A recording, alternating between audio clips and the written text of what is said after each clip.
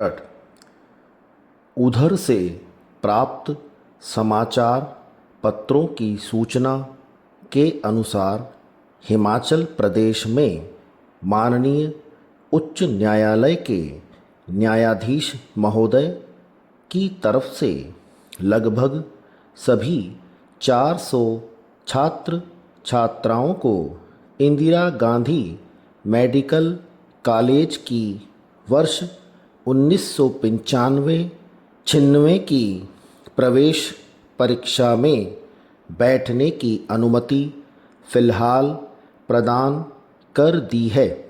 न्यायकर्ता ने न्यायोचित सिद्धांत के आधार पर न्यायपूर्ण निर्णय दिया है। यहाँ यह भी उल्लेखनीय है कि हिमाचल प्रदेश विश्वविद्यालय ने इस सत्र से मेडिकल कॉलेज की प्रवेश परीक्षा में बैठने के लिए एक प्रकार से नई शर्त लगा दी थी, जिससे मूल हिमाचली छात्र भी परीक्षा देने से वंचित रह सकते थे।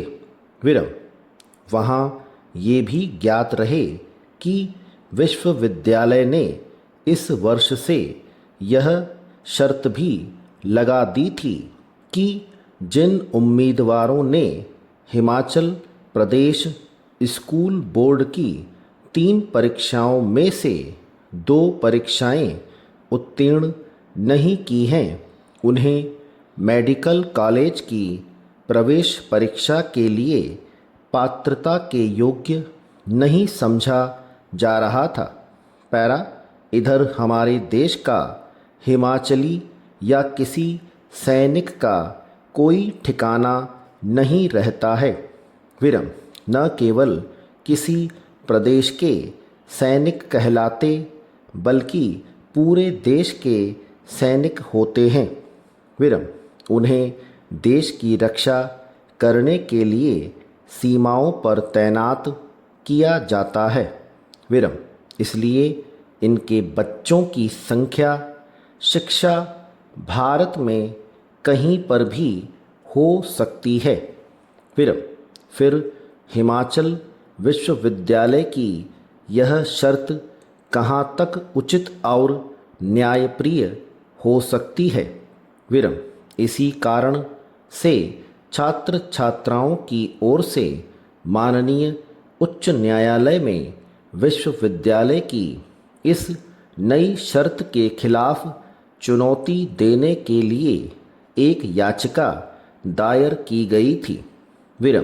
दायर याचिका पर गौर करते हुए हिमाचल प्रदेश माननीय उच्च न्यायालय के न्यायाधीश महोदय की तरफ से लगभग सभी 400 छात्र छात्राओं को इंदिरा गांधी मेडिकल कॉलेज की वर्ष 1995-96 की प्रवेश परीक्षा में बैठने के लिए फ़िलहाल अनुमति प्रदान कर दी गई है।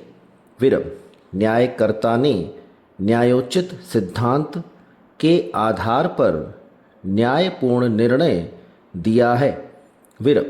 सम्माननीय मुख्य न्यायाधीश और न्यायाधीश की खंडपीठ ने विश्वविद्यालय के रजिस्ट्रार परीक्षा नियंत्रक के साथ ही मेडिकल कॉलेज के निदेशक को नोटिस जारी करते हुए अपना विचार और पक्ष जून के अंतिम सप्ताह तक रखने का निर्देश दिया है।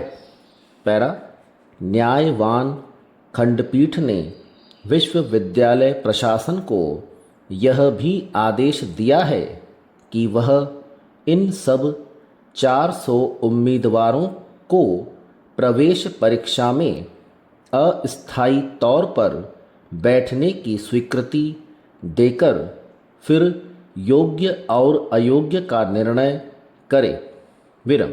जब परिणाम घोषित किया जावे उसकी सूचना उच्च न्यायालय को भी दी जानी चाहिए। इसके अतिरिक्त यह भी कहा गया है कि विश्वविद्यालय ने परीक्षार्थियों को अभी तक अनुक्रमांक जारी नहीं किए हैं। उन्हें परीक्षा केंद्र पर अधीक्षक के माध्यम से वैकल्पिक रोल नंबर जारी कर दिए जाएं। विरम न्यायालय के न्यायकर्ता के न्याय संगत योग्य फैसले की सराहना करता हूँ। विरम मैं उसका स्वागत इसलिए करता हूँ कि यदि आम आदमी को उच्चतम न्यायालय में ही शीघ्र न्यायोचित कार्यवाही की सहूलियत मिल जाएगी, तब वह सर्वोच्च न्यायालय जाने की आवश्यकता महसूस ही नहीं करेगा। स्टॉप।